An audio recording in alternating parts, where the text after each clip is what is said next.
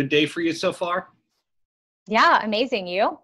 No complaints here in New York. So getting right into it, most people know you from radio. Of course, there's the podcast. You have your really great fashion line that's doing good for the world beyond that.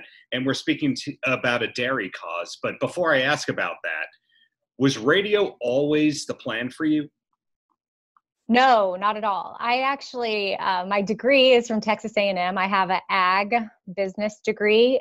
Don't really know exactly what I want to do with that, but I do know that a ranching, farming situation was on my mind. I think probably because my boyfriend in college, his family owned a ranch, and I just thought we would end up getting married and living in South Texas, and it would come in handy somehow. But we broke up. And then I moved back to Austin and got a job working in natural stone, importing and exporting after I left Texas A&M. And then from there, that's where I met Bobby Bones, who's the host of the radio show. We became friends. He needed a co-host, and here we are 15 years later. Yeah, zero aspirations for radio, but somehow it's 100% my career and has been for quite some time. I'm really surprised to hear that because you have such a natural voice for broadcasting. Who was it that heard that and went, you really should be talking to people for a living? Oh, well, Bobby heard it, and he actually said he was drawn to me because I didn't have a trained voice per se, but that I was comfortable in front of the microphone, and I was willing to share parts of my life and just be myself on air. And he was looking to create a show that did that, you know, real stories, real people, similar to what we're doing in the Where Goodness Grows series, real stories, real people. And that's what viewers and listeners want these days is connection. And I feel like that's what we offer on the Bobby Bones Show. And that's what was so appealing to me about this Land O'Lakes series. That was an excellent tie-in right there. Where Goodness Grows, Land O'Lakes. Yeah. How long was it from finding out that it was an opportunity to right now where you're getting to talk about it? I feel like it's been a few months. So, I mean, I moved during all of this, so I know the talks began at my other house, and I've been in my new house for a few months. So somewhere in there, I mean, it didn't take long. The people behind the project have been working tirelessly to make it something awesome to celebrate these dairy farmers, and I'm just pumped that I can be a small part of it. Right. Has there been a highlight for you so far in knowing about it, learning about it, and talking about it? I think just connecting with people across the country that I otherwise would never have connected with. And, you know, being that I do have a radio career and I work in country music, a lot of my listeners are in rural communities. A lot of my listeners are farmers.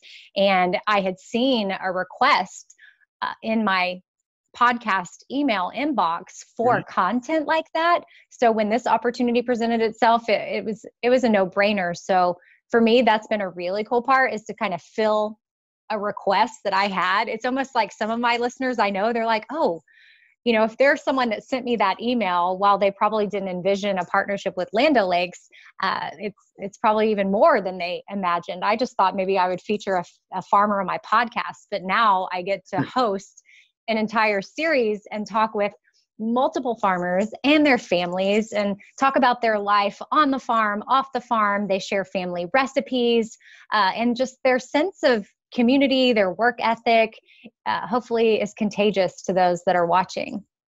I think I know the answer to this as somebody who does interviews every day, but asking a professional, to say the very least, on a different level than me, is there a big difference in interviewing a farming professional than a country music superstar? Or do you feel at this point you could talk to anyone about anything at any time?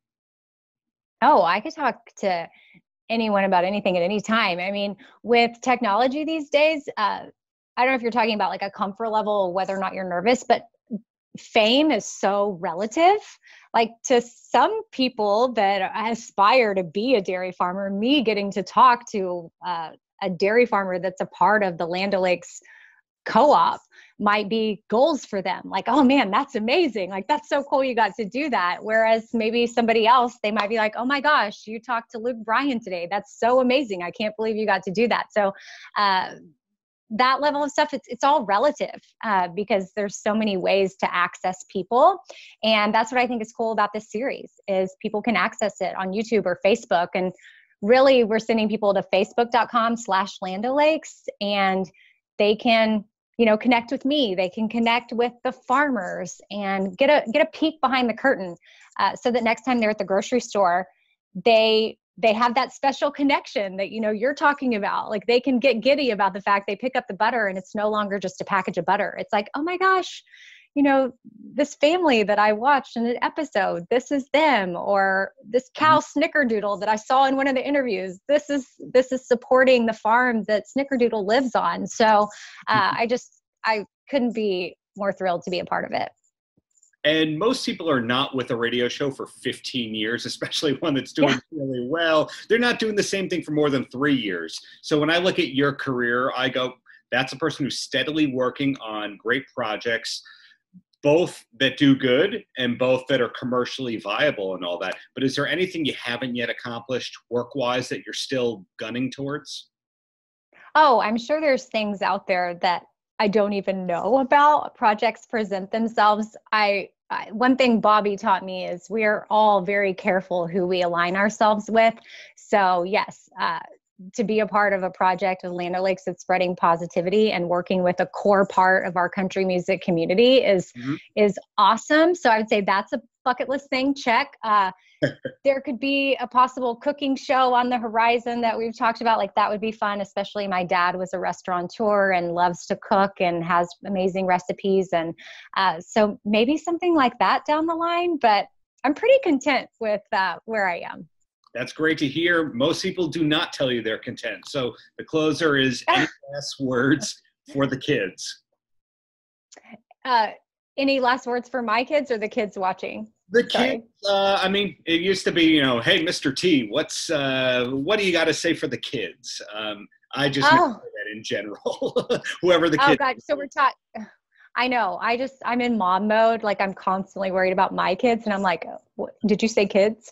So I would just say for the people that are interested in checking this out, it's a really cool, positive series, but also there's an opportunity to give back to others simply by commenting on the episode or sharing the episode. So if you go to facebook.com/Land O'Lakes, you can comment, share, and for every comment and share, Land O'Lakes has partnered with Feeding America, and they will donate a pound of macaroni and cheese to the Feeding America Food Bank. So it's a win-win. Absolutely. Thank you so much for your time. Keep up all the greatness that you are doing. Thank you, Amy. All right. Thank you. Bye. Have a great rest of the day. Paltrocast.